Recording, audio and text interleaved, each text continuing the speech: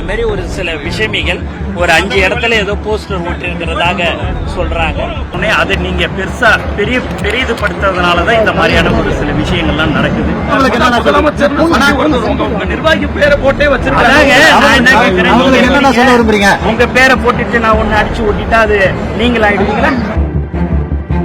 உங்க பேரை போட்டுட்டு நான் ஒண்ணு அடிச்சு ஓட்டிட்டா அது நீங்கள் ஆயிடுவீங்களா?